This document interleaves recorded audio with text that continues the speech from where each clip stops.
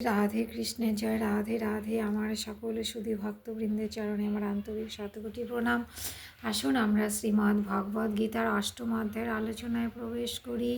আমরা পূর্বের ভিডিওতে প্রথম এবং দ্বিতীয় শ্লোক দুটি অধ্যয়ন করেছি। সেখানে আমরা লক্ষ্য করেছি বীর অর্জুন ভগবানের নিকটে অনেক প্রশ্ন রেখেছেন। ভগবান বীর অর্জুনের 6টি প্রশ্নের উত্তর পরবর্তী তৃতীয় এবং চতুর্থ এই দুটি শ্লোকে দিয়েছেন। আসুন আজকে আমরা তৃতীয়তম শ্লোকটি অধ্যয়ন করি। শ্রী ভগবানুবাচ অক্ষরং ব্রহ্ম পরমং স্বভাব অধ্যাত্মমুচ্যতে ভূত ভাবস্তু ভবকর বিসর্গ কর্ম সঙ্গীত। শ্রী ভগবান বললেন পরম অক্ষরই ব্রহ্ম, আর জীবের নিজস্ব যা সত্তা তাকে অধ্যাত্ম বলা হয়। প্রাণীদের উৎপত্তিমূলক যে ত্যাগ তাকেই কর্ম বলা হয়। দেখুন তো কি সুন্দর প্রভু এবার বীর অর্জুন তথা আমাদের মনের মধ্যে যে প্রশ্ন রয়েছে সেই প্রশ্নগুলির উত্তর প্রভু ধীরে ধীরে অবশ্যই বলছেন। অক্ষরং ব্রহ্ম পরমম, পরম অক্ষরেরই নাম হলো ব্রহ্ম। এবার দেখুন তো পরম অক্ষর কোনটি? ওঙ্কার, যে অক্ষর সর্বপ্রথম সৃষ্টি হয়েছে। আর এই ওঙ্কার আর অন্য কিছুই নয়, স্বয়ং ভগবান শ্রীকৃষ্ণ অর্থাৎ পরম ব্রহ্ম। যদিও গীতায় ব্রহ্ম শব্দটি প্রণব, বেদ, প্রকৃতি ইত্যাদির বাচক হিসাবে উদ্ধৃত, তাহলেও এই স্থানে ব্রহ্ম শব্দটির সঙ্গে পরম এবং অক্ষর বিশেষণ ব্যবহার করায় এই শব্দটি সর্বোপরি সচ্চিদানন্দ ঘন অবিনাশী নির্গুণ নিরাকার পরমাত্মার বাচক। প্রভু আরও কি বললেন? স্বভাব অধ্যাত্ম উচ্চতে, নিজের ভাব অর্থাৎ নিজস্থ সত্তার নাম স্বভাব। স্বভাব স্বভাব, এই স্বভাবকেই কিন্তু অধ্যাত্ম বলা হয়, অর্থাৎ জীব মাত্রের নিজস্থ সত্তার সঙ্গে অধ্যাত্ম শব্দটি আত্মার। দেখুন এই যে আত্মা আমরা বলি না আমাদের শরীরের মধ্যে আত্মা রয়েছে, সেই আত্মা কিন্তু জীবের স্বসত্তার বাচক, মানে স্বরূপ। আমাদের স্বরূপ হলো কি? আত্মা। ভূত ভাবস্তু ভব কর বিসর্গ কর্ম সঙ্গীত। স্থাবর জঙ্গম যত প্রকার প্রাণী দেখা যায় তাদের যে ভাব বা স্বরূপ অর্থাৎ সত্তা, সেই স্বরূপ প্রকটিত করার জন্য যে ত্যাগ তাকেই বলা হয় কর্ম। কর্ম কি নিশ্চয়ই বুঝতে পেরেছেন? একটু উদাহরণ দেই, তবে আমার শুধু ভক্তবৃন্দগণ আরও বুঝতে পারবেন। দেখুন এই যে মহাপ্রলয়, আমরা কি বলি? এখনও কিন্তু আমরা বলি যে এই কলিযুগ এক মহাপ্রলয়ের মাধ্যমে ধ্বংস হবে এবং আবার নতুন করে সত্য যুগের সূচনা হবে। এই যে মহাপ্রলয়ের সময় প্রকৃতির ক্রিয়াহীন অবস্থা বলে মনে করা হয় এবং মহাস্বর্গের সময় প্রকৃতির সক্রিয় অবস্থা বলে ধরা হয়। এই সক্রিয় অবস্থার কারণ হিসাবে বলা হয় কি?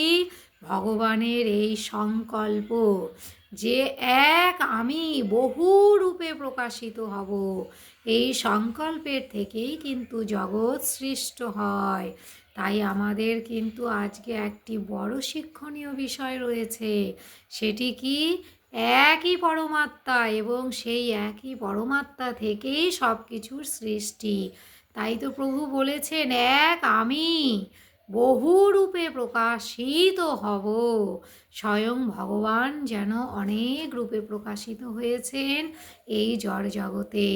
তাই আমরা যতই পৃথক করার চেষ্টা করি না কেন, এখানে কিন্তু কোনো পৃথকত্ব নেই। সবই পরমাত্মা, সবই ভগবান শ্রীকৃষ্ণ। আপনি স্থাবর বলুন, জঙ্গম বলুন, আর অক্ষর বলুন, ব্রহ্ম বলুন, অধ্যাত্ম বলুন, যাই বলুন না কেন, এই যে আমাদের বীর অর্জুনের প্রশ্নের উত্তর মানে একটি উত্তর দাঁড়াচ্ছে, সেটি হলো পরমাত্মারই সব রূপ। পরম অক্ষর যে ওঙ্কার, সেই ওঙ্কারও কিন্তু স্বয়ং পরমাত্মারই বদন। এবং ব্রহ্ম কি? ব্রহ্ম পরমাত্মা। অধ্যাত্ম কি? আমাদের শরীরের মধ্যে যে জীবাত্মা রয়েছে, সেই আত্মাও তো পরমাত্মা, কারণ জীবাত্মারও সৃষ্টি হয়েছে কোথা থেকে? পরমাত্মা থেকে। সুতরাং আমরা শুধু একে অপরের সঙ্গে গণ্ডগোল করি, অশান্তি করি, কিন্তু একবার ভাবুন তো, আমাদের সকলের আত্মা একদিন কিন্তু পরমাত্মার সঙ্গে মিলিত হবে।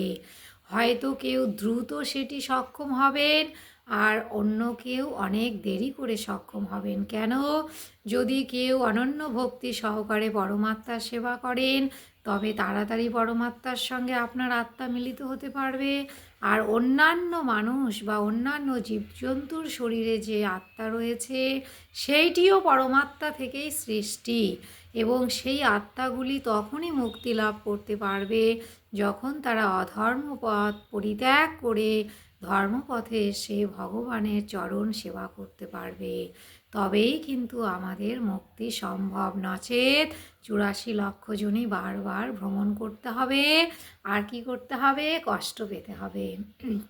এবার আসুন আমরা গীতা মাহাত্ম্য নিয়ে আলোচনা করি। গীতার্থং ন বিজানাতি নাধমস্তৎপরজন ধিক শরীরং শুভং শীলং বিভাবং তদ্গৃহাশ্রমম। অধম তা হতে নাই গীতা যে না জানে, ধিক তার দেহে শিলে ধনে আর মানে।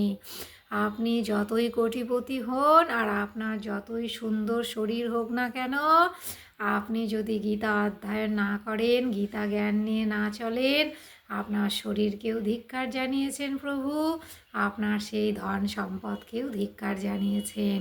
আমি পূর্বের ভিডিওতেই বলেছি যে আমরা যদি গীতা জ্ঞান নিয়ে না চলি, তবে আমাদের সব কিছু বৃথা হয়ে যাবে।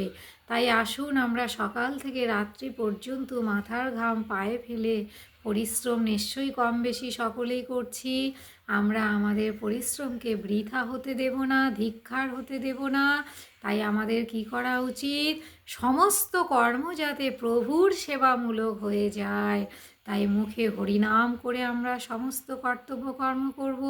ধরুন আপনি অফিসে গেছেন বা ব্যবসার কাজে বাইরে গেছেন, সেই সময় আপনি অবশ্যই মনে মনে প্রভুর নাম করবেন, কিন্তু প্রভুকে ভুলে নয়, প্রভুকে স্মরণ করে আপনি ব্যবসা করুন, চাকুরি করুন, আর সংসারে যাবতীয় দায় দায়িত্ব পালন করুন না কেন, সবই কিন্তু পরমাত্মার জন্য হয়ে যাবে, নচেত সংসারের জন্য হয়ে যাবে।